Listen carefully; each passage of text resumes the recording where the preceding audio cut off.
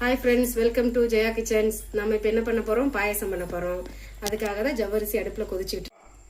பாயசத்துக்கு தேவையான பொருட்கள் எடுத்து வச்சுருக்கோம். 2 கப்பு சேமியா, முந்திரி திராட்சை இருக்குது, வெல்லம் இருக்குது. இது உங்கள் ஊரில் என்ன சொல்லுவாங்களோ கமெண்ட் செக்ஷனில் பின் பண்ணுங்க.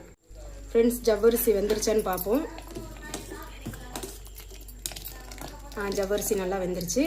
இந்த டைமில் நம்ம வந்து சேமியா ஆட் பண்ணிக்கலாம்.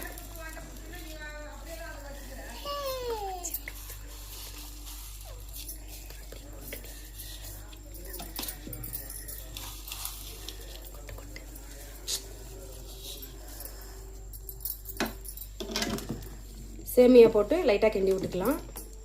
பாயாசம் கொதிக்க ஸ்டேஜில் பக்கத்து அடுப்பில் வந்து ஒரு கடாய் வச்சு காய்ச்சின நெய் ஊற்றிக்கோங்க. 2 ஸ்பூன் ஊற்றிக்கிட்டு முந்திரி திராட்சையை வறுத்து எடுத்துக்கலாம்.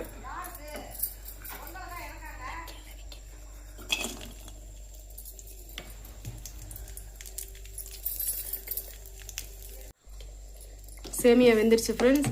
ஃபைனலாக நம்ம வெல்லம் போட்டு பாயாசத்தை ஃபினிஷ் பண்ணி இறக்கிடலாம்.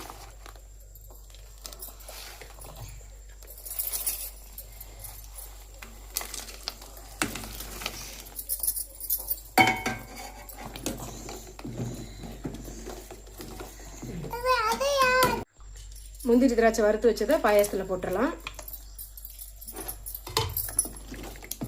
ஒரு கிண்டிக்கலாம். கிண்டிட்டு ஃபைனலாக டேஸ்ட்டு பார்த்துட்டு உங்களுக்கு சுகர் பத்தலைன்னா சுகர் ஆட் பண்ணிக்கோங்க. ஃபைனலாக பாயாசம் ரெடி ஆயிடுச்சு.